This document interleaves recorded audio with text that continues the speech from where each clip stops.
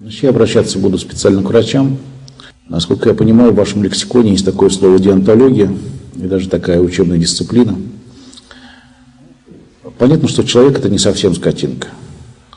И поэтому от того, как человек относится к себе самому, что он думает о себе, о мире, о враче, во многом зависит и ход лечения. А относиться к себе и к своей болезни можно очень по-разному. Статистика показывает, что чем более религиозный пациент, тем стабильнее его состояние здоровья, тем больше продолжительность жизни, успешное лечение.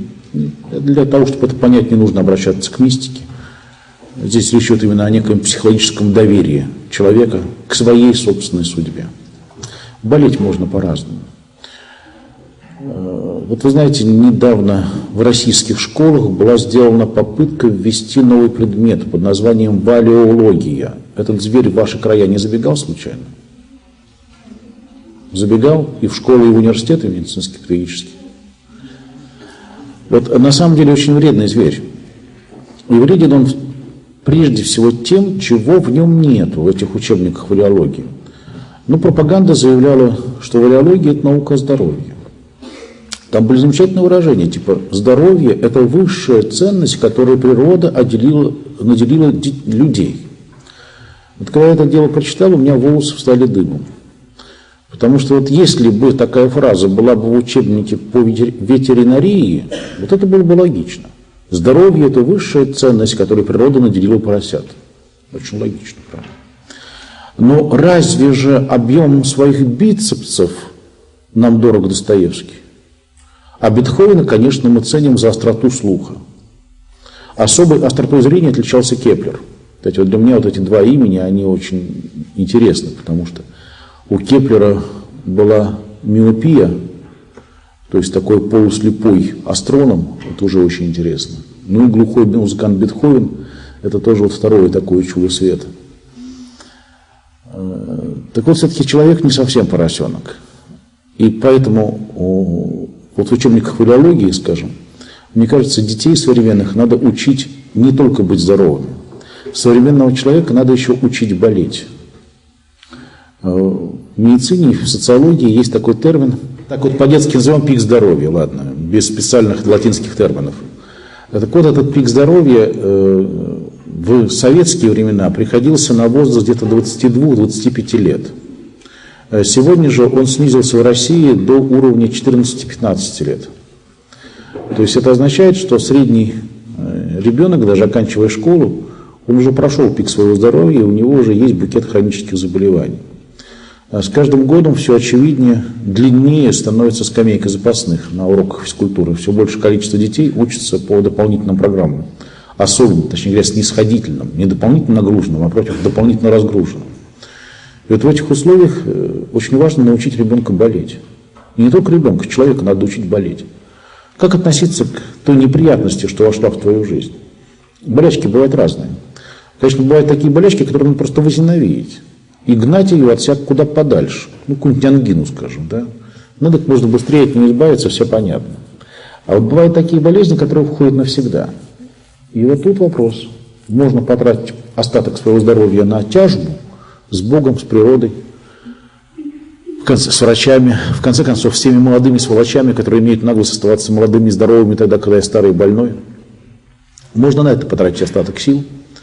А можно попробовать воспринять происходящее со мной иначе, как некий вызов с неба. Вот это Господь ставит мне в другие условия для того, чтобы я очеловечился на этом пути. Человек вообще долго становится человеком. Мы же людьми не рождаемся. Рождаемся мы комочками плоти, такими маугли. Вот. А вот затем нужен долгий путь очеловечивания. И на этом пути есть, каждый, наверное, встречается с тем, что Булат Акуджава, человек не христианских, не религиозных убеждений, но иногда у него бывали добрые интуиции. У Акуджавы была замечательная строчка: «А душа уж это точно, ежели обожжена, справедливее, милосерднее и праведнее она». И вот очень часто боль приходит к нам для того, чтобы мы попробовали через эту боль стать другими. В России, в Псково-Печерском монастыре еще совсем недавно жил святой наших дней, архимандрит Иоанн Крестьянкин. К нему и президент Путин ездил советоваться, по меньшей мере однажды у них такая вот личная встреча в келье у старца была. Он скончался когда год назад где-то вот так вот. И вот однажды к отцу Иоанну приехали московских два священника. Эти священники замечательные, они создали в Москве училище сестер милосердия при Первой Градской больнице. Ну, а дальше произошла вещь вполне ожидаемая. А именно, когда создается новое учебное заведение с новым совершенно научным профилем, то нет проблемы с абитуриентами, со студентами. Как бы вот откликаются, когда узнают, что вот можно такую специальность получить, откликаются люди, которые только этого и ждали. Но со временем может наступить кадровый голод. Вот так и здесь. То есть поначалу довольно много людей оказалось в Москве, Москва довольно церковный, религиозный город.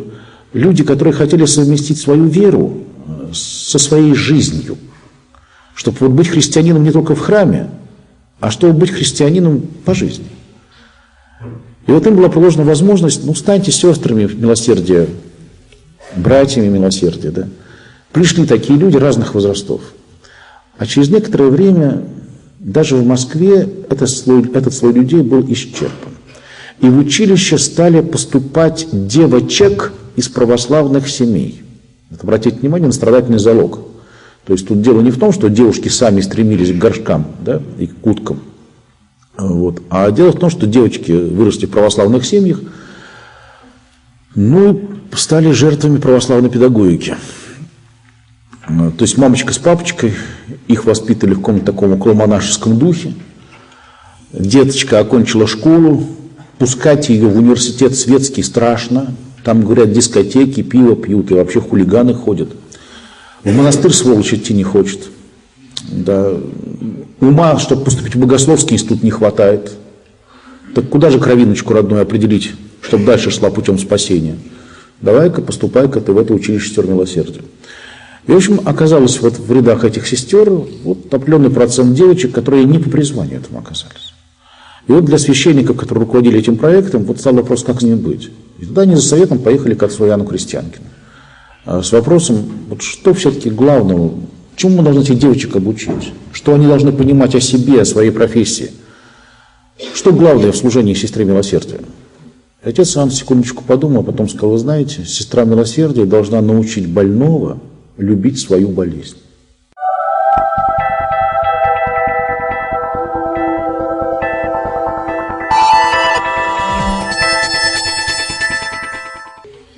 Сегодня мы живем в мире, в котором популярны всевозможные кармические идеи.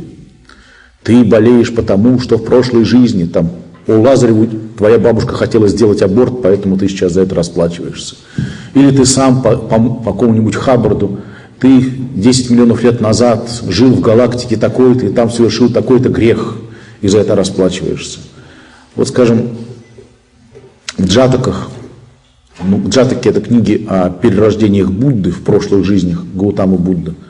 Есть там традиционный сюжет, то есть ученики идут с Гаутамой Будды, видят кого-нибудь и спрашивают: учитель, а с ним что произошло, а почему этот человек стал таким и сяким? Ну, исследуют определенный рассказ. Вот они видят какую-то обезьяну, которая там прыгает с пальмы на пальму, вот, и чего-то там при этом издает хохочущие звуки.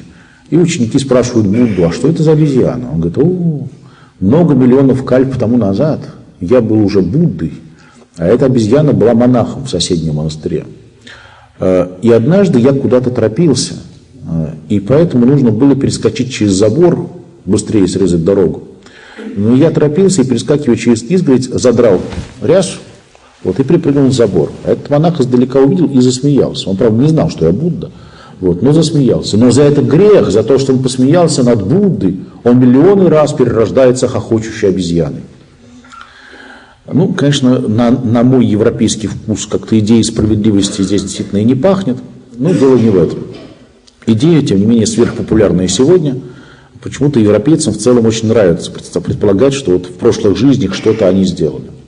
И поэтому расплачиваются сегодня.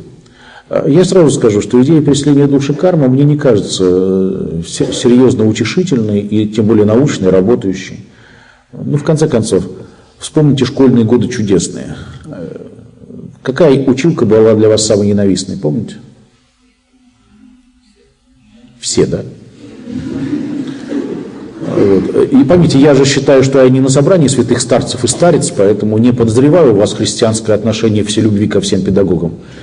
Вот. Значит, ясно, что кого-то вы любили, а с кем-то отношения не сложились. Так вот, по моему личному опыту и тому, что я вижу в школах и в детях, обычно самый ненавистный учитель – это тот, который ставит плохие оценки, не поясняя за что. То есть, ну ты хоть поясни, за что, где я ошибся-то, да? Дай мне трамплин, чтобы я дальше рос. А так просто прихлопнул, как муху, двойка и все. Не поясняя, не ведя никуда и так далее. Так вот, так поступает с нами карма. Она не объясняет, за что. За что меня оставили на второй год в этом самом теле. Человека, собаки, кошки и так далее. Чем я так согрешил раньше?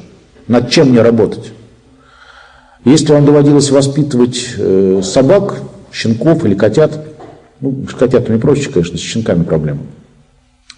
Вот есть сложная ситуация, да, то есть щенок присел на ваш любимый ковер и сделал там лужу. Вы этого не заметили, заметили это спустя час. Понимаете, спустя час поздно щенка куда-то тыкать носом, бить его газетой по морде и так далее. У щенка короткая память, он уже не поймет, какая связь между тем, что он здесь просто присел и сделал свое естественное дело, и тем, что вы чего-то вот ведете себя совершенно не по понятиям, ни с того ни с сего, вдруг деретесь и прочее.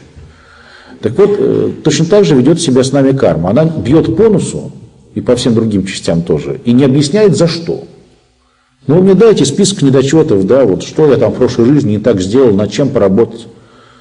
А то вот снова посылают младенческое тело, ничего не помню, ничего не знаю, работай давай дальше. Над чем? Ну, как бы то ни было, да, и опять же поясню, христианство не нуждается в идее преследования душ по следующей причине. Для язычников боги – это часть космоса. Соответственно, боги зависят от законов космоса, не свободны от них. И поэтому там нет места для милости. Идет кармическая химчистка. Задача, которую ставит перед собой что индуист, что христианин, как ни странно, одинаковая – стать Богом. Высшая задача христианина и индуса – стать Богом. Но при этом и христиане, и индуисты понимают, что это недостижимая задача. Наблюдая за самими собой, своими священниками, монахами и так далее, задача недостижимая. А тем не менее она важна. Почему? Потому что если ты не станешь Богом, помрешь. Главный враг всех религий – это смерть. И задача религии – преодоление смерти. Значит, надо войти в общество бессмертных, обожиться. Не удается, умираем. Ну и отсюда в индуизме рождается как раз мысль, ну значит надо несколько попыток. Пропасть надо перепрыгнуть несколько шагов. Тройным, миллионократным прыжком надо перекрыть эту пропасть, это расстояние. В общем, логично. Есть своя логика в этом. Но в христианстве есть другая логика. Она состоит в следующем. Христианский Бог, в отличие от Брамы, в отличие от богов языческого мира, будь то греческого или индийского, китайского, чтобы понять, что такое христианский Бог, надо задать себе простой вопрос. Скажите, пожалуйста, ребятки, Толкин кто по национальности? Ну, варианты ответов. Орк, гоблин, гном, тролль, эльф, хоббит. Кто он? Нет, конечно, англичанин. То есть, смотрите, Толкин создал огромный, интереснейший мир в Средиземье, придумал ему языки, историю.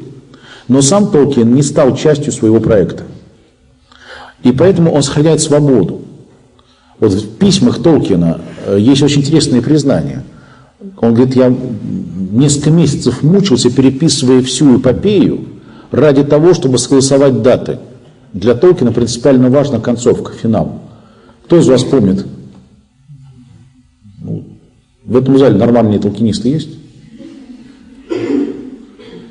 Когда падает власть черного властелина?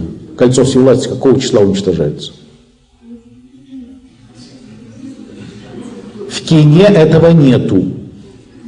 В кине нету, надо книжку читать. —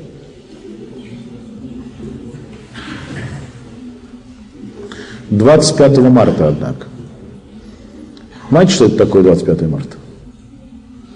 Это праздник Благовещения для католиков, Толкин католик.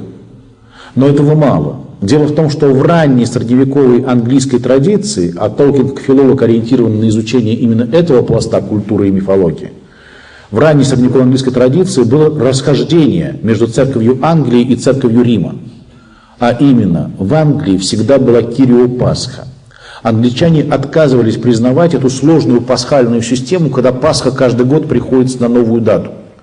И поэтому англичане всегда праздновали Пасху 25 марта вместе с Благовещением.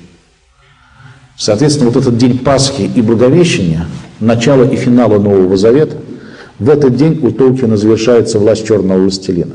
И вот Толкин говорит, я переписывал вот все, чтобы все расстояния, фазы Луны, скорость передвижения по разным регионам его мира, вот все это рассчитать, чтобы все разные группы персонажей сошлись бы вот в нужном месте, в нужное время.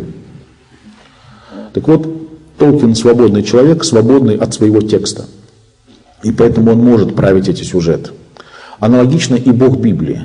Он поэт. Слово поэт переводится, что означает творец. И поэтому он свободно управляет потоками истории для того, чтобы привести к нужному ему финалу. Так вот, соответственно, с христианской точки зрения, действительно невозможно стать Богом. Но невозможно человеку, возможно Богу. И, соответственно, в нашем понимании происходит следующее. Тренер подводит мальчика к турникету, к кольцам, например, к гимнастическим кольцам. Говорит, цепляйся, прыгай и цепляйся. Малыш говорит, я не допрыгну. А ты прыгай. Какая разница, что не допрыгай? Ты прыгай. До брусьев или до колец. И когда мальчик подпрыгивает, руки тренера подхватывают его и возносят на нужную высоту. Вот это называется в языке православия синергия, сотрудничество Бога и человека. От тебя усилие, от Бога результат.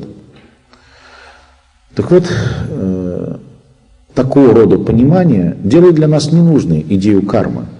Вот этого механически такого воздаяния в стиле жизни и работы московского турникета метро. Сделал, получил. Такого у нас нет. Есть надежда на помощь, на милость. А теперь самое главное. Для людей, воспитанных в кармическом мировоззрении, принимающих его, болезнь – это расплата, болезнь – это возмездие, это наказание. К сожалению, так же думают очень многие наши прихожане. И вот в таком случае это может быть очень опасно. Дело в том, что в христианстве есть двойная этика. А именно, я не имею права относиться к другому так, как я отношусь к себе. То есть, я должен искать поводы оправдать другого человека, попробовать в лучшую сторону протолковать смысл его поступка, но я не имею права оправдывать себя. Я не могу прощать себя, и я обязан простить другого. Значит, отсюда вывод. Надеюсь, что вы еще посмотрели «Хронику Нарнии» и теперь будете читать Льюиса. Не дожидаясь экранизации последующих 6 серий, прочитайте от начала до конца. И там в одной из сказок есть такой замечательный эпизод. Как всегда, мальчик с девочкой попадают в волшебную страну. Золотой лев Аслан их встречает, дает им задание. А затем мальчик и девочка, начинается у них страшный период в их жизни, очень тяжелые испытания. И Аслан им не помогает. И только в конце всего сюжета Аслан появляется, когда уже дети победили врагов сами.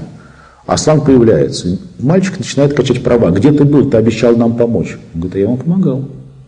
Когда ты помогал? А помнишь, вы уходили от погони, и тут горный пещерный лев выскочил, бросился на тебя и даже расцарапал тебе шкуру, спину. Да, конечно, помню. Аслан говорит, так это был я. Как ты? Почему? Ты причинил мне боль. Конечно, иного выхода не было. Твой конь слишком устал. Поэтому надо было его испугать дополнительно, иначе бы враги тебя схватили. А зачем же ты меня исцарапал спину? Говорит, а ты, перед этим рассказывает, что ты с девочкой нехорошо перед этим поступил. Вот за это тебе. Тут мальчик говорит, а подожди, а вот в ее жизни там что-то такое было, это тоже был ты? И тут ответ Аслана, я каждому рассказываю историю только его жизни. Вот это очень мудро и очень точно. Понимаете, если я заболею, и я смогу сказать про свою болезнь, Господи, достойно по делам моим приемлю, мои грехи дали мне такой всход, если я так смогу сказать болезни, это будет хорошо. Но если заболела моя соседка, а я к ней прихожу и говорю, Марья Ивановна, ты почему вчера ногу-то сломала? Потому что позавчера со мной в церковь не пошла. то это будет пошлостью, а никак не духовной мудростью. Значит, поэтому надо уметь читать свою книгу, но не заглядывать в чужую. Так вот, есть люди, которых правда о себе может сломать. В классической литературе, в кинематографе, театре немало такого рода сюжетов. Когда человек узнает такую правду о себе, которую он не может вынести. Например, дай Бог памяти, господа Головлёва. Там Порфирий, он же Иудушка, да,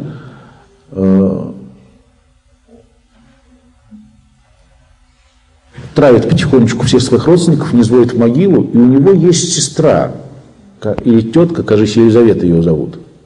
И вот на пару с ней, вот он сживает всех сосветом.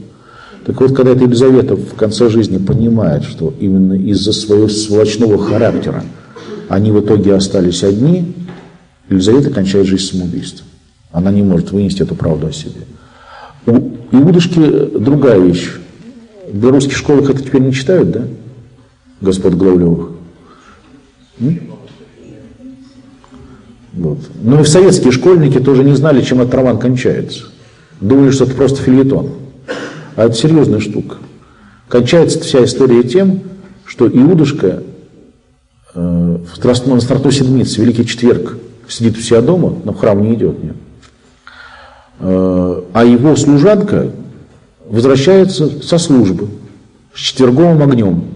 Великий Четверг, свечку принесла из храма, вот, затепляет от свечки лампадки в доме. Ну, и так ее Иудушка расспрашивает, чего там, как, кто был в церкви и так далее. А та все говорит про Христа. Вот надо же, Господь сегодня Евангелие читали, как Господь за нас страдал и так далее. Вот Он за нас, за всех, за наши грехи, вот пошел на крест. И почему-то вдруг вот настолько входит в сознание Иудушки, и он потом всю ночь не может уснуть. Он ходит по комнате перед иконой, зажженной, выстепленной лампадкой образа Спасителя, и думает, как так, неужели за всех, неужели из-за меня, неужели и я могу быть прощен? И он с этими мыслями выбегает из дома, бежит ночью на могилу к матери своей, которой он жил сосвету, и там умирает. Такая вот христианская концовка этого романа, покаянная. Так вот, если человек может о себе сказать, это мои болезни, и они справедливо заслужены мною, это хорошо. Но нельзя о другом такого говорить. И не каждый человек может вынести эту правду. Мне и так плохо, мое тело болит. А оказывается еще, и это какие-то и мои там грехи, мысли, чувства и так далее, это тоже было неправильно. И человека может такое только еще больше разозлить, раззадорить, опустить. Так что обычно, можно даже сказать так, что Господь открывает каждому человеку меру правду о нем самом в той степени, в какой человек способен эту правду перенести, печальную правду.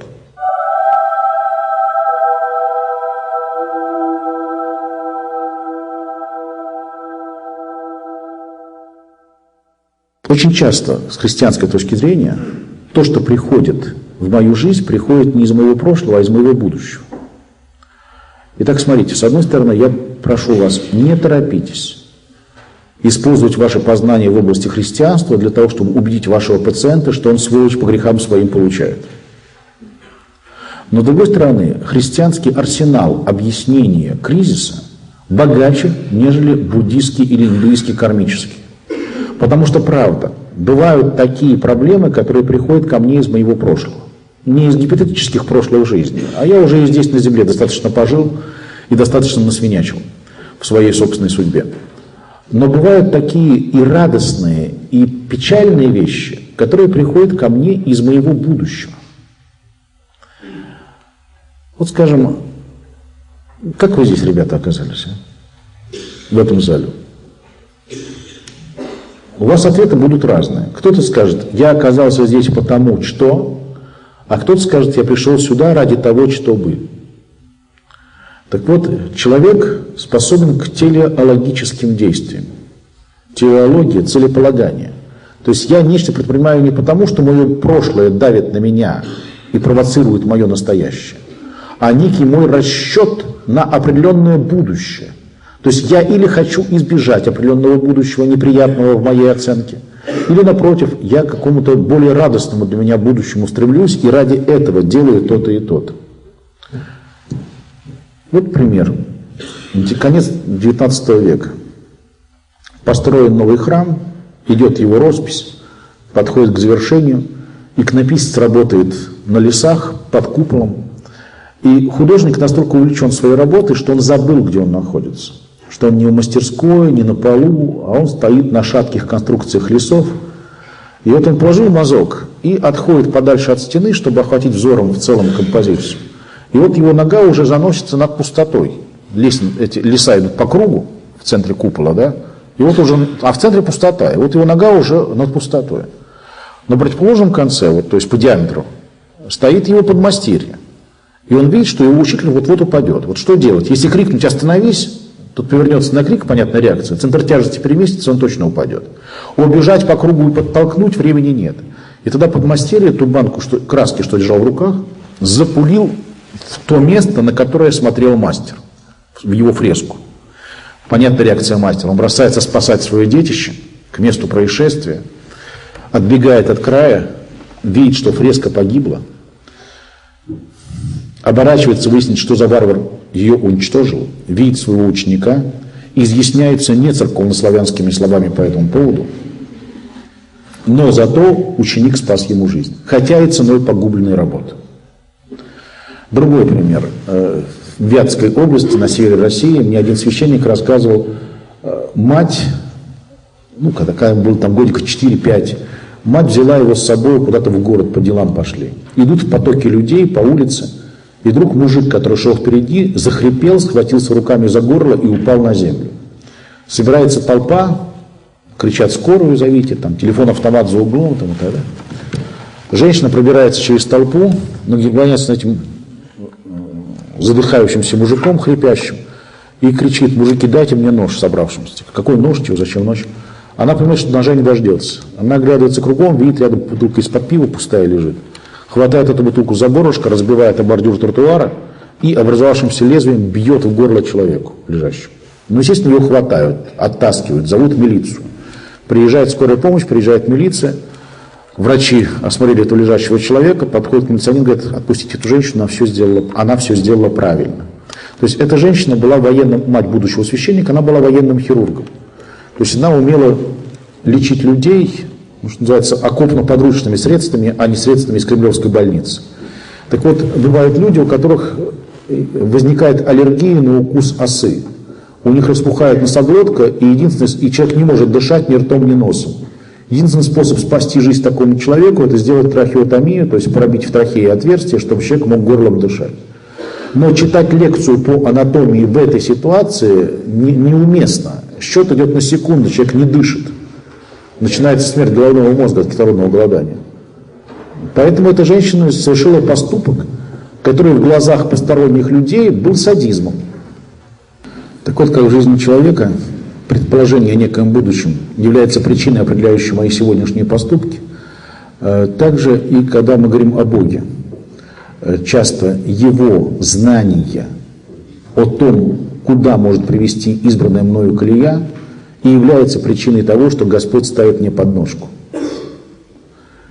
Вот только так я, например, могу понять то, что произошло с Российской империей в 1917 году.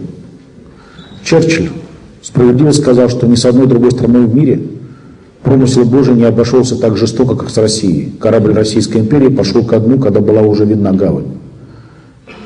Первая мировая война была уже выиграна союзниками, в том числе и Россией.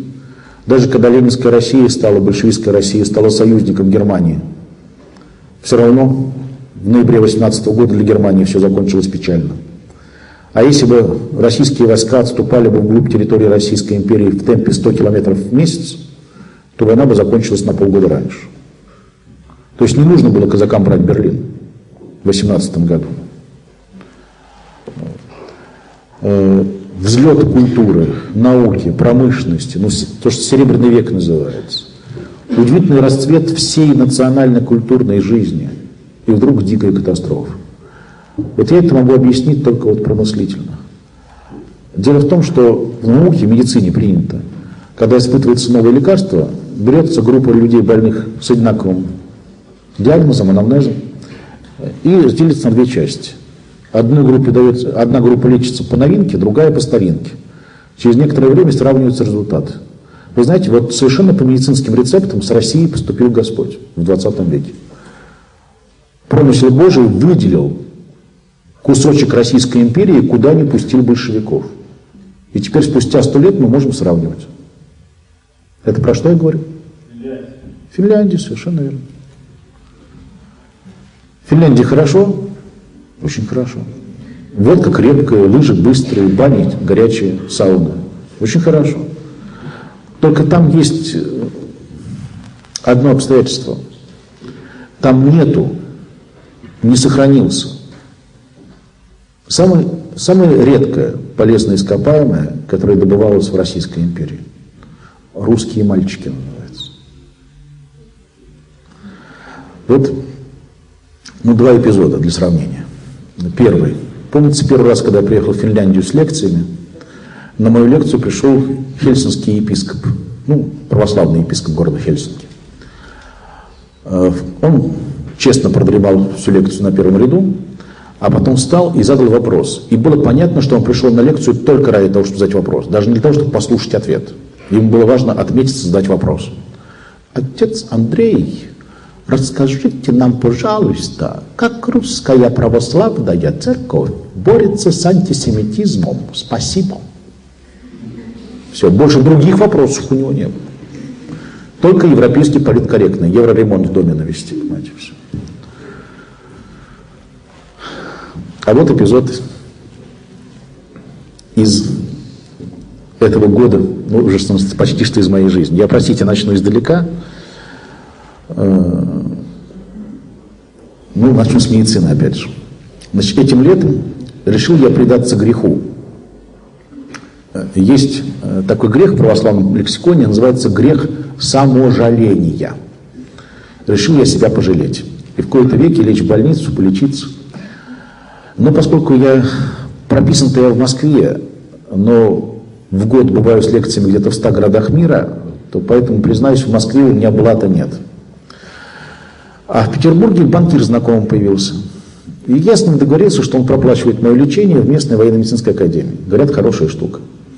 Приехал я туда, это был конец июня. А как вы знаете, в июле в Петербурге была встреча Большой Восьмерки. И это означает, что накануне там всякие микросаммиты чистили один за другим. И вот приезжаю в Петербург, а мой банкир звонит мне и говорит: отец Андрей, я, к сожалению, вот сейчас у нас проходит саммит банкиров мира, поэтому я занят там, с вами встретиться не могу. Но своему помощнику, вице-президенту нашего банка, я дал поручение, он будет все время с вами, куда надо привезет, отвезет и так далее. Замечательно. Но тут выясняется, этот вице-президент человек не очень церковный. Он, конечно, воспитанный, умный, замечательный, но я чувствую, его напрягает вот сама ситуация. Но почему он, уважаемый человек, серьезный мужик, на Мерседесе ездит, понимаете, вице-президент, но почему он какого-то толстого московского попа, даже не попа, диакона, должен вот здесь вот возить, понимаете, или чуть не лакеем быть, там, понимаете. Но я чувствую, напряг есть. Я, конечно, стараюсь его не трогать, но на третьи сутки пребывания в больнице и питания военно-морской баланды я, опять же, предался греху саможаления, звоню им, говорю: слушайте, вы не могли бы меня светить куда-нибудь покормить нормально в каком-нибудь ресторанчике вечером сегодня? Нет проблем, после работы заеду, все, он хорошо заезжает. Что, опять же, не напрягать его, далеко не едем, говорю, не надо никаких шикарных ресторанов, что-нибудь, забегаловку какая-нибудь рядом найдем, где-то через километр встречается какой-то ресторанчик непонятный. Заходим, хорошая французская кухня оказалась и так далее, поели. И вот наступает пора кармической расплаты. Надо по счету расплатиться. Со вздохом мой банкир достает кошелек, и тут официант говорит: нет, спасибо, для отца Андрея бесплатно за счет заведения. Я впервые в этом ресторане, я ничего не понимаю. То есть у банкира так челюсть уже отвисает до пупка. Ладно, садимся назад, едем в больницу, а она же военная, значит, там есть КПП, пропускной пункт. И солдатик не пускает. Банкир начинает качать права. Я пациента к вам везу, он у вас здесь лежит, ничего не знаю, кстати, сейчас 12 часов, пропуск до 10. Но это батюшка, он тут у вас никакой батюшки не знаю, пропуск до 10 у нас только. Да это отец Андрей, пустите, он начинает так пробовать. Какой отец Андрей, не знаю ничего, до 10 часов. Но это отец Андрей Кураев, солдатик, не может быть. Покажите. Просовывает морду лица в окно, видит меня, пропускает, доносит там все вещи, кульки с едой и так далее, до палаты и так далее. Понятное дело, что я такого, понятно, что с банкиром происходит после этого, ладно. Значит, я, конечно, этого солдатика потом забыть не мог. Когда в октябре появился снова в Петербурге, нашел его и вытащил с собой. Там было мероприятие, называлось «Всемирный конгресс соотечественников», что-то такое. Путин приезжал и так далее. Ну, я этого солдатика вытащил с собой на торжественный прием, банкет. Понятно, опять же, что обычно как на этом мероприятии там всякие разные люди. То есть только я вошел в гостиницу с аэропорта, Зюганов, бросается с объятиями навстречу. Вот, и так далее. Но в основном это было исключение. В основном, конечно, подходили ко мне там, из эмиграции священники, епископы из русской зарубежной церкви и так далее. И вот в итоге образовался у нас наш клерикальный столик. Сидим, ну вот как бы эти зарубежные епископы, священники, я и солдатик этот рядышком. Ну, мы беседуем о своем, о поповском. А солдатик потихоньку наелся, основной инстинкт солдата удовлетворил, колбасок этих немецких нажрался. Начинает так с интересом к жизни присматриваться, да, вот, где он оказался, что. А потом молвит: отцы, скажите, а в чем смысл жизни? Ну, понятное дело, что наша поповская компания зашикала, потому что ну, не тебя, тут у нас новые там сплетни и так далее из церковно-поповской жизни.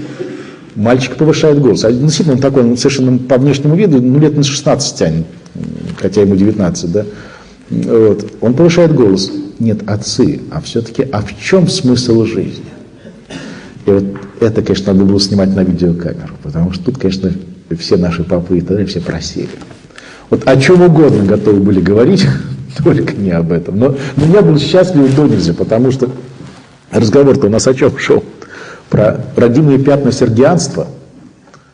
Убил ли большевизм в России русское православие, или оно еще есть? И тут вдруг, если бы я говорил, да нет, еще есть там русская душа и православие и так далее, это было воспринято как галимая пропаганда Московской патриархии.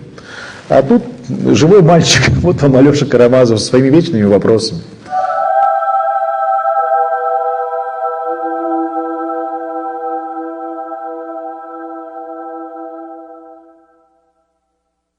Вы знаете, иногда народ превращается в хранителя музея своего имени. Греки, например, да? Ну что у современной греческой республики общее с Периклом или императором Юстинианом? Да ничего. Что общего у современных итальянцев со временами Цезаря или Цицерона? Да опять же ничего. И вот это для меня один из кошмаров, что и русский народ может превратиться в хранителя своего былого культурного и имперского величия. Но пока вот такие мальчики, такие вопросы есть, надежда есть. Я думаю, что вот именно ради этого Господь, ради такого будущего, Он и провел нас в 20 веке через страшный путь испытаний. Ну, это уж такой историософский уровень. А мы говорим с вами о деонтологии, о том, как человеку попробовать понять смысл происходящих с ним вещей. Человек такое существо, что может претерпеть очень многое, только при одном условии, если он убежден в том, что то, что происходит с ним, осмысленно.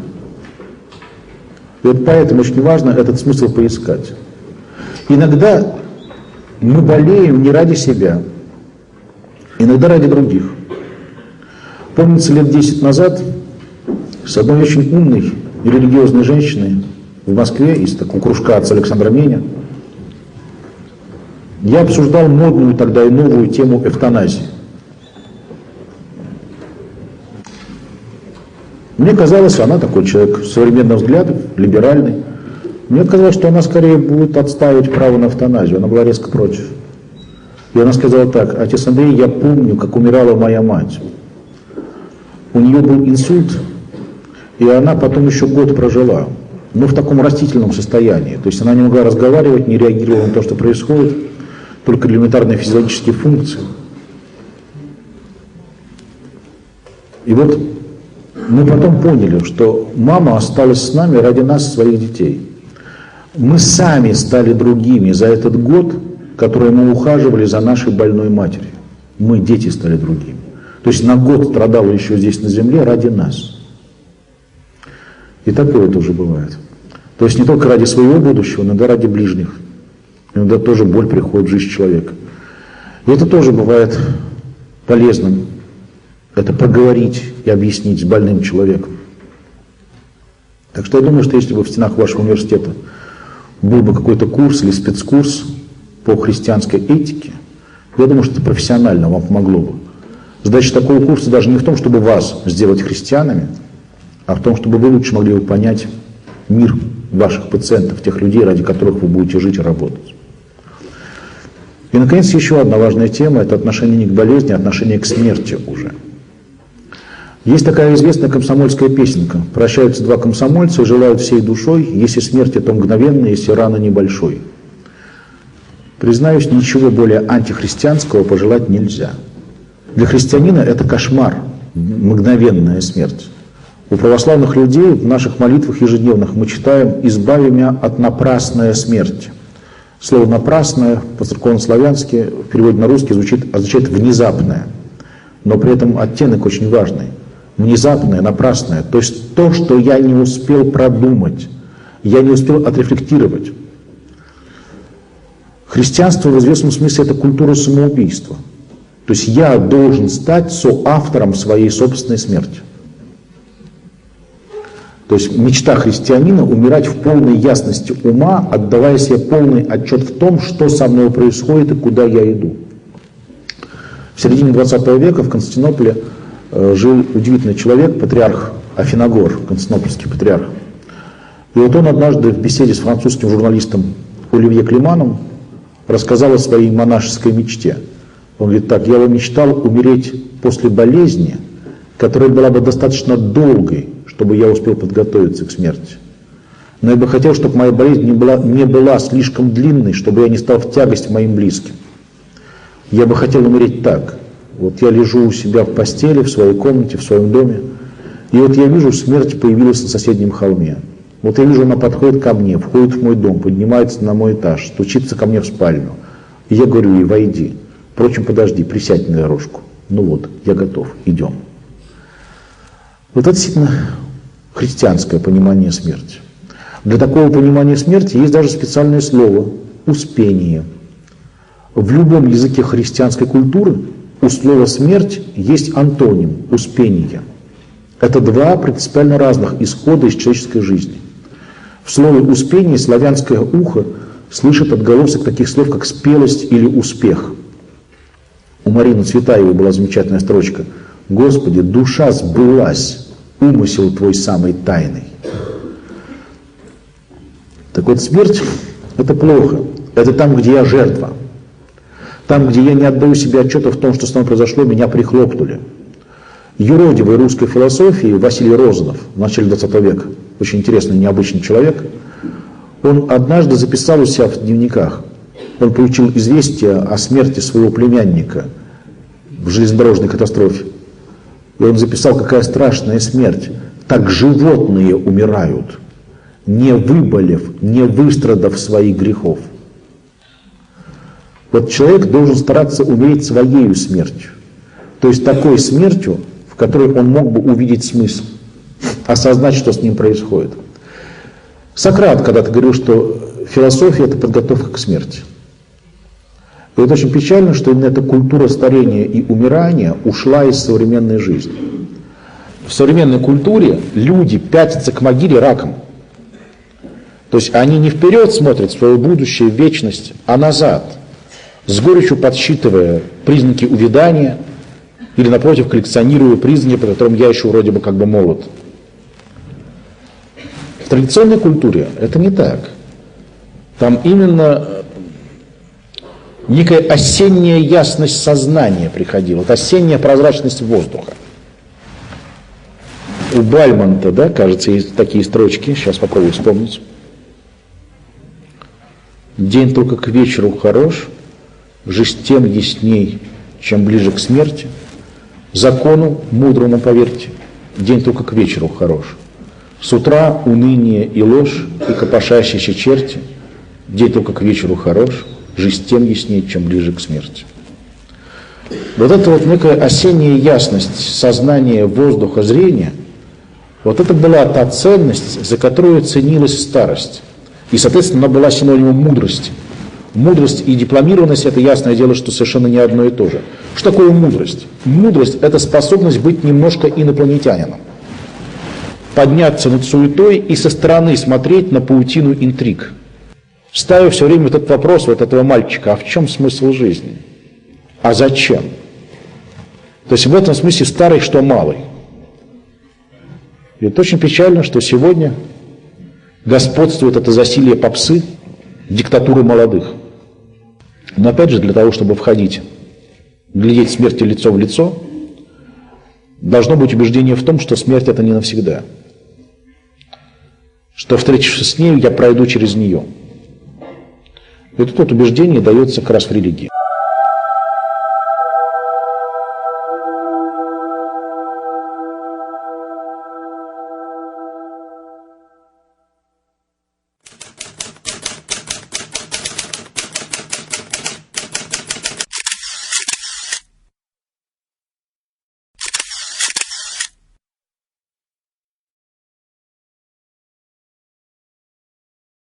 Штука в следующем,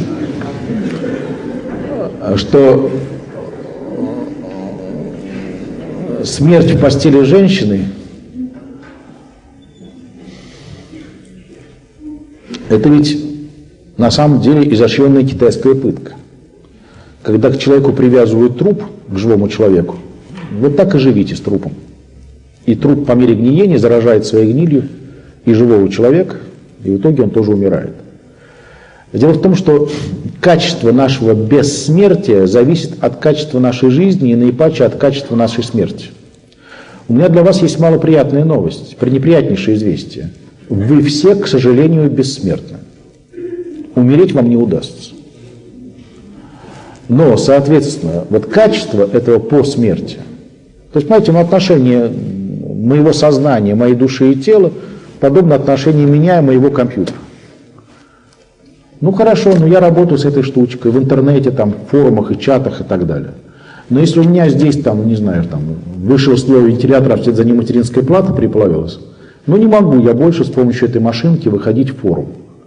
Что это означает? Как интернет-юзер я исчез. Ну как человек-то остался. Точно так же, когда здесь перегорает какой-нибудь проводок, инсульт, там, мозгу и так далее. Ну и что? Значит, я не могу больше этим телом пользоваться для того, чтобы общаться с вами, порождать акустические волны, достигающие ваших барабанных перепонок. Но это не означает, что я исчез как личность. Так вот, вопрос следующий. Божий суд – это проверка качества моей любви. Что я любил здесь на земле?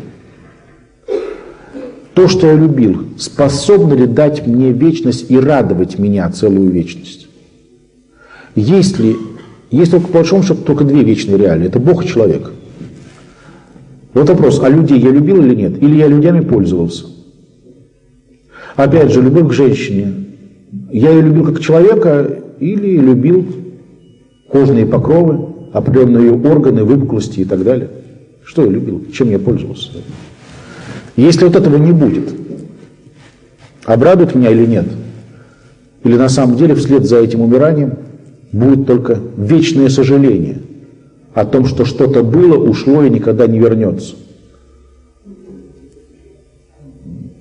Так что с религиозной точки зрения эта мечта малоприятна, ну а с человеческой точки зрения, если это любимая женщина, подумайте, сколько радости вы ей на утро подарите, когда она поймет, что лежала в постели с трупом.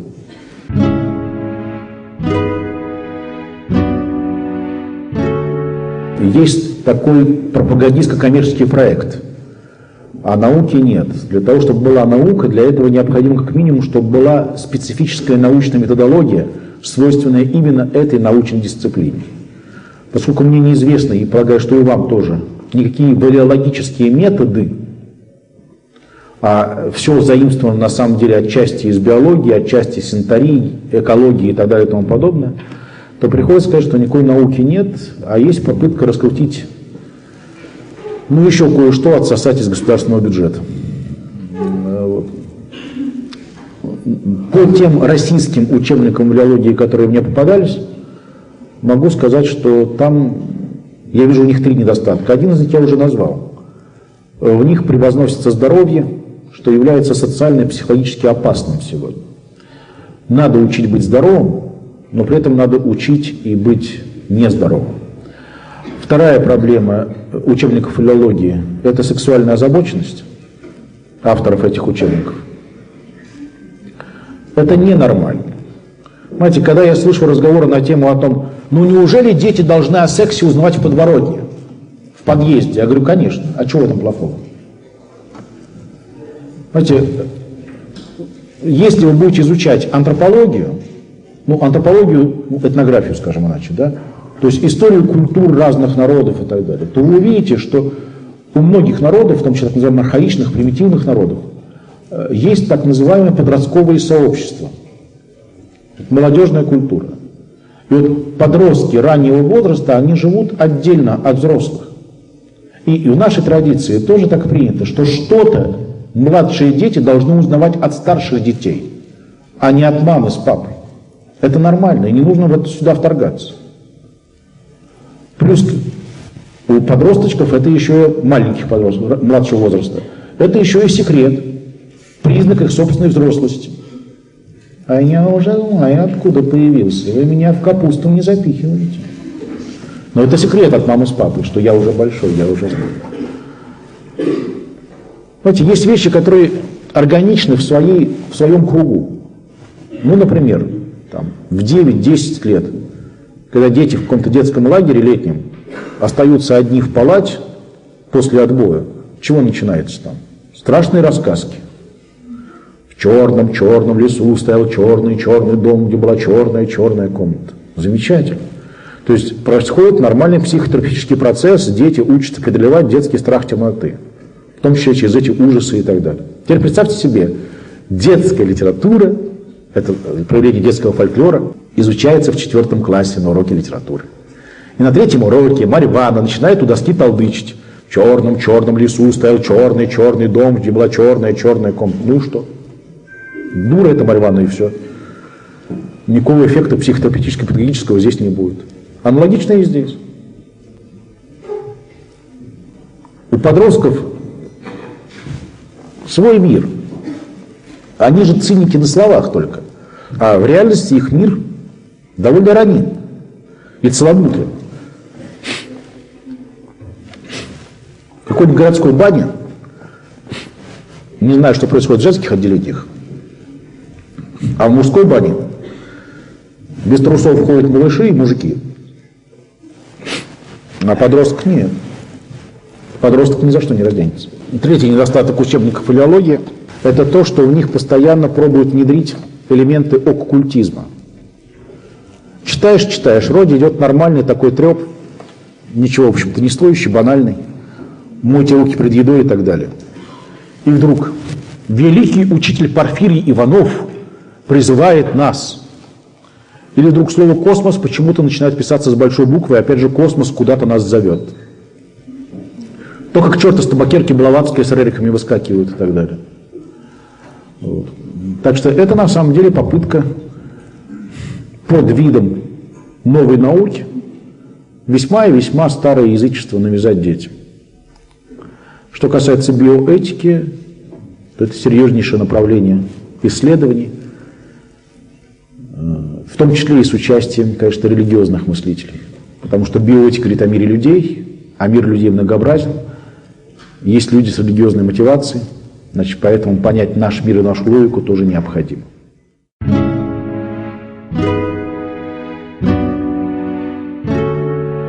Это пошлость. Философия Федорова, это его проект, это пошлость. Пошлость – это попытка более высокое перевести на язык более низкого. Алгебру и музыку по гармонию проверить и так далее. Собственно говоря, в Федорове проявляет себя дух западноевропейского империализма.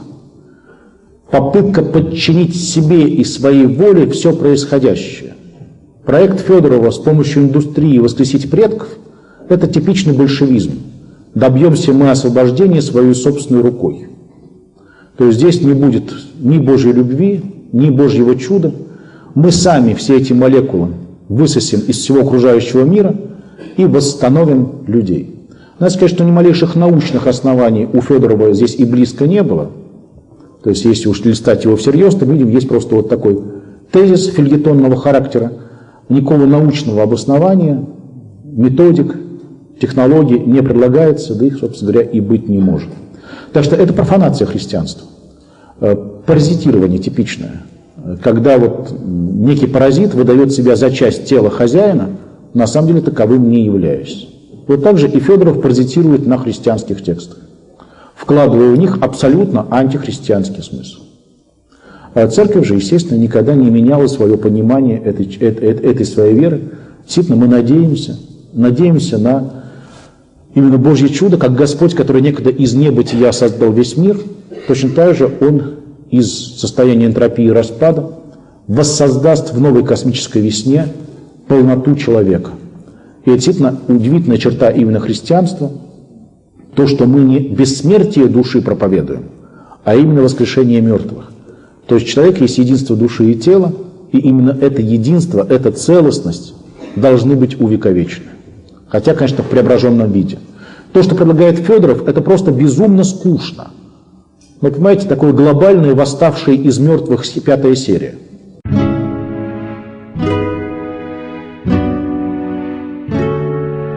Йога, она же разная. Если речь идет о технике дыхания и гимнастике, нет проблем. А если речь идет о антропологии, о самопонимании человека, о философских вещах, то, конечно, это уже не христианство. И цели, и о том, что это может быть очень опасно, посмотрите статью Юнга «Йога и Запад». Дальше, иглорефлексотерапия. Да, я полагаю, что это вещь, которая может быть онаучена, но здесь, опять же, мое видение этой ситуации таково. Представляете, идет война цивилизации, то, что сегодня называется. И некое варварское племя захватило городок, где был атомный реактор и атомная электростанция. И вот ученых они вырезали, а электростанция все еще работает, свет дает. И вот со временем эти варвары заметили странную причинно-следственную связь. Если нажать вот на эту кнопочку в стене, то загорается свет вот там. Объяснить это варвары не могут. И поэтому у них рождается свой миф, свой ритуал, что самая старая девственница племени, пройдя такие-то ритуалы, левым пальчиком мизинца левой руки должна коснуться этой кнопочки, произнося имя Верховного Бога и так далее. Вицли-пуцли, и тогда свет зажжется. То есть у них есть замеченная реальная связь и есть мифологическое объяснение этой связи. Вот я думаю, нечто подобное и в китайской культуре в связи с иглорефлексотерапией. На научном уровне это, может быть, можно объяснить за счет того, что в конце концов из единой клетки развивается весь организм, и на более поздних стадиях деления эмбриона также из одной проклетки могут появиться и части внешних кожных покровов, и нервных окончаний, и какой-то внутренний орган, может быть, поэтому между ними какая-то связь сохраняется. Но это предмет именно научных исследований. Такие связи, кажется, действительно есть. А вот давайте без инь и янь обойдемся в этих разговорах.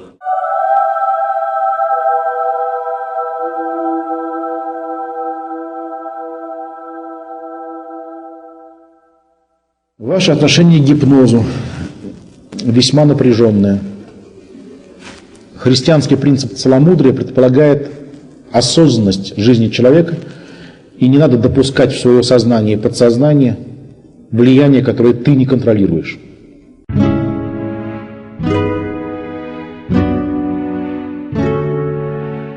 Не абортивного характера, прежде всего. То есть критически включаются средства абортивного характера, то есть те, которые уничтожают уже оплодотворенную яйцеклетку, не дают ей, скажем, или прилепиться к стенке матки, развиваться и так далее. Всевозможные отравы и яды, которые блокируют ее развитие, подавляют.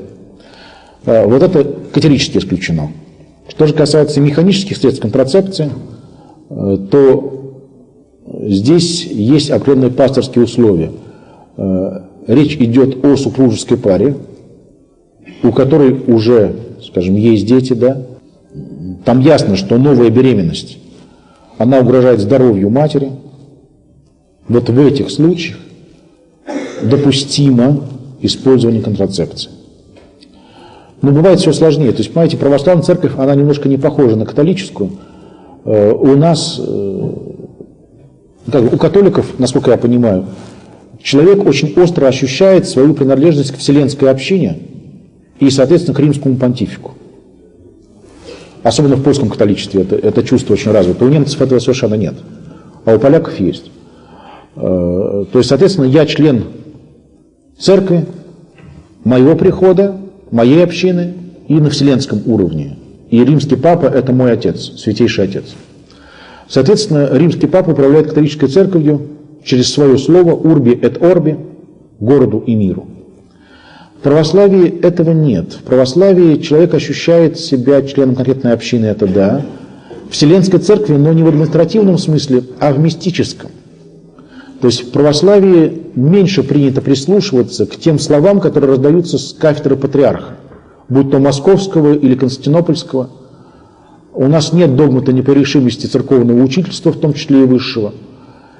И поэтому все свои личные вопросы человек решает, не дожидаясь инструкций из Москвы, Константинополя или Рима, а на уровне интимной беседы со своим духовником.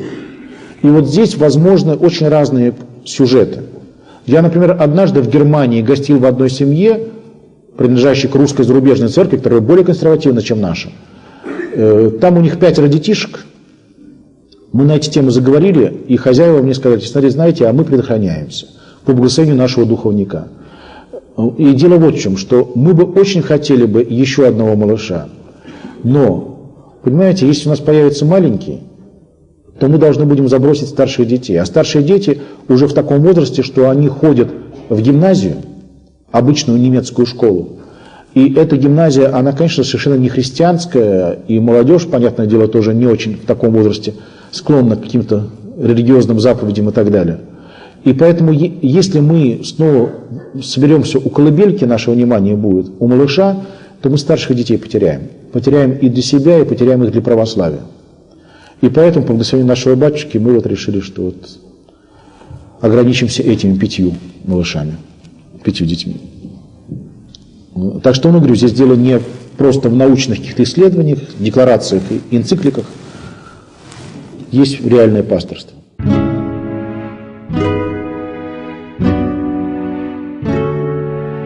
В целом, христианская церковь, православная церковь не требует отмены смертной казни. Смертная казнь предписывалась в законодательстве Ветхого Завета в Библии. Она не осуждается в Новом Завете, хотя и не предписывается. Но есть слова апостола Павла: «Начальник не напрасно носит меч свой». В истории христианских государств смертная казнь использовалась постоянно. И в Киевской Руси, и в Византийской империи, и в Европе. Однако смертная казнь,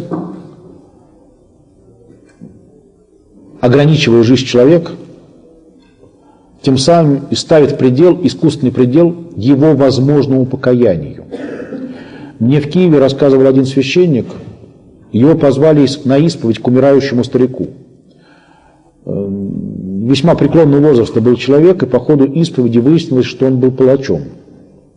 То есть он лично расстреливал священников в сталинских застенках до военной поры.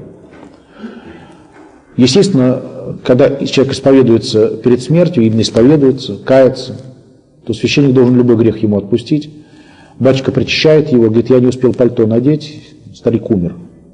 То есть вот сколько лет Господь ждал покаяния этого палача.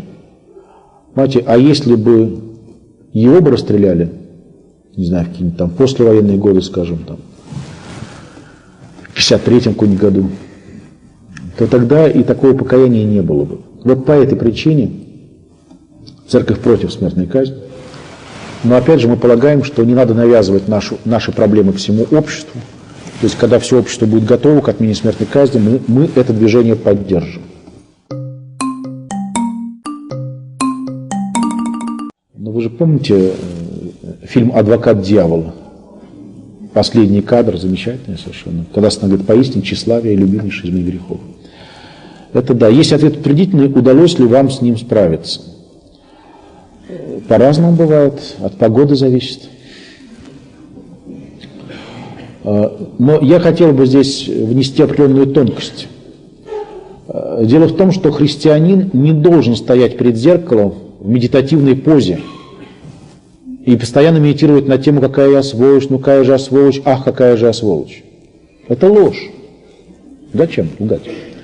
Знаете, ну не должна 15-летняя девчонка стоять перед зеркалом и хаять себя, какая я уродина, я самая отвратительная образина, которая есть в мире, неправда. Очень симпатично у тебя морда лица и прочее. Вот. Надо быть честным и перед Богом, перед зеркалом, перед самим собой. У блаженного Августина даже было такое понятие «санкта суперба», святая гордость. То есть, понимаете, любого профессионала, будь то врач или преподаватель, тракторист или портной, вырабатывается свое внутреннее мерило, ощущение удачи. А я хорошо сегодня лекцию прочитал. А у меня сегодня была удачная операция. А я очень хорошо, вот этот костюмчик у меня получился. А вот эта статья у меня удалась. Вот это была так себе проходная просто, чтобы там от главного редактора отбиться, забить свое место на полосе, да? А вот эта статья, у меня интервью вот это у меня получилось, удалось, да? Вот у любого человека, и у студента, да, у вас же тоже есть такое самоощущение. Удалось хорошо ответить на семинаре, там, на экзамене и так далее, что-то понять удалось, да? И определенная радость от этого рождается, человеческая, профессиональная. Церковь против лицедейства, против притворства. Поэтому зачем же притворяться тотальным неудачником? Ничего-то я не умею, все у меня хуже, чем у всех. Неправда. Надо разрешить признавать правду о себе, в том числе и хорошую. Но ты сказал себе, у меня сегодня хорошая лекция получилась, а ты при этом вспомни кое-что другое из своей жизни. Да, я хороший преподаватель, но я плохой отец. Я хороший водитель машины. Классно, я подрезал тот Мерседес, да, супер. Но я плохой христианин, да, или еще что-то. То есть человек многообразен, много измерений есть, и поэтому, чтобы тщеславие не победило, то поэтому надо признавать разнообразную правду о себе.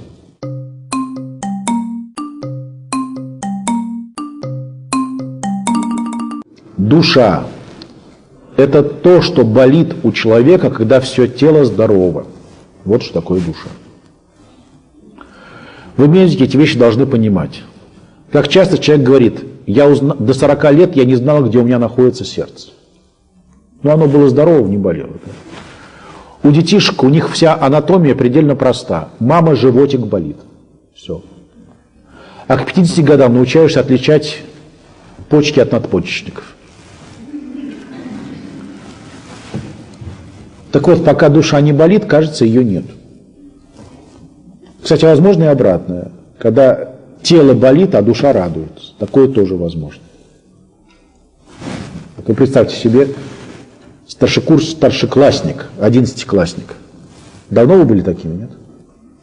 11-классник с какой-то дури на переменке заходит на этаж к малышам в школе. Переменка. Малыши в броуновском движении. Кстати, вопрос к медикам и психологам. Скажите мне, мальчики в каком возрасте ходить начинают? Ну, это явно не в 1-2 классе. Там только единственный способ передвижения – бегом. Ну вот, соответственно, это малышня в броуновском движении, беготня, салочки-догонялочки, а 11-классник, уже степенный мужик, он идет. И думает о чем-то о своем, высоком, духовном, то есть о Таньке из параллельного класса. А один из мальков зазевался и торпедировал этого парня. Причем из-за разницы в росте своей боеголовкой малыш попал этому парню в самое больное место. Но парень большой, у него есть 2 типа реакции на это ДТП. Первый, у него хватит сил, чтобы размазать маленького обидчика по стенке. Второе, он может сказать, ты не прав, Вася. Вот какой тип реакции требует большей силы воли и большего мужества? А? Второе. Теперь ладно, предположим, парень простил маленького обидчика. Вопрос, боль прошла? Нет, не прошла. Но кроме боли у него появилось другое чувство. Радость. Это уже, простите, радуется не то, что болит. А радуется душа от того, что чувство по совести поступило. Маленького, слабого не обидел.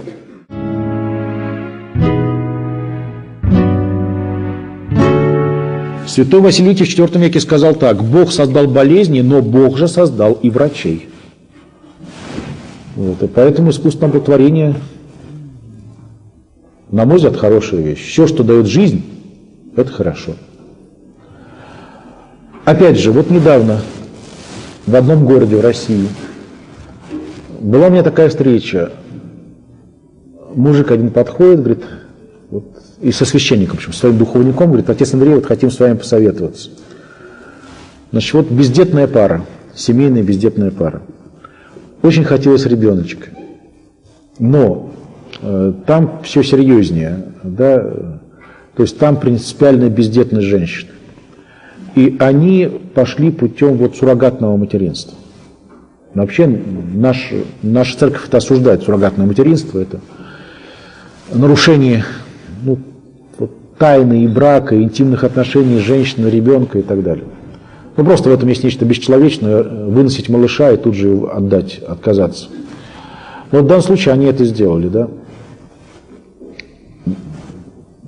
Искусственное материнство, суррогатное. Вот малыш у них растет сейчас. Они его очень любят и так далее. Вот как к этим вещам относиться? Вот здесь я всегда пояснял и этому батюшке, что здесь наша позиция будет немножко двойственной. Если речь идет о том,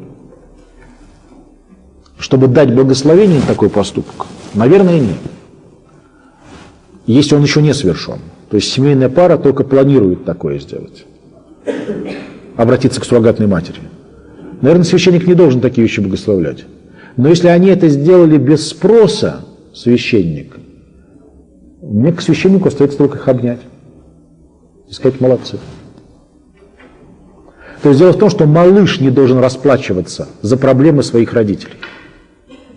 То есть рожден ли малыш вне брака, женщиной-одиночкой, может быть, его папа негр преклонных годов, неважно. Ребенок есть, и он не должен чувствовать себя виноватым в том, что он появился на свет. Люди в нашей церкви, которые заявляют: вот если появятся клоны людей, мы клонированных детей крестить не будем. Извините. С чего это такая наглость? Да, церковь против клонирования, у нас есть масса аргументов по этому поводу. Но если, не спросив нашего мнения, клоны войдут в нашу жизнь, наш человеческий христианский долг будет принять их как самых обычных людей. Именно по той причине, что если мы этого не сделаем, то это и будет означать, что мы дали добро на создание фабрик по клонированию. Что ведь создаются они как фабрики запчастей на самом деле. И если мы скажем, что у клонов нет души, это не люди, ага, тогда, простите, при чем тут мнение церкви? Если это не люди, то они вне этики, вне морали. И тогда тем более это не вопросы биоэтики, не вопросы церковного богословия. Давайте их создавать, а потом резать на запчасти.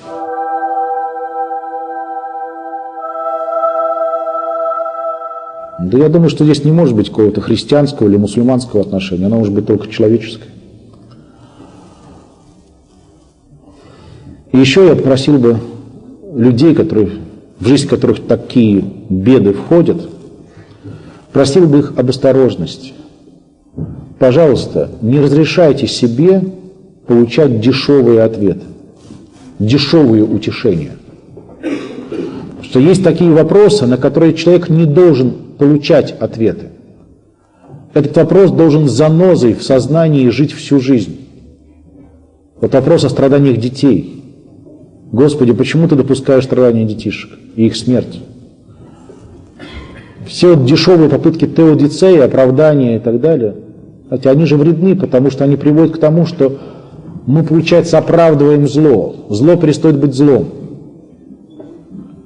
Вот лучше для того, чтобы остаться человеком, а не превратиться в зомби, лучше эти вопросы хранить в себе и потом задать Богу.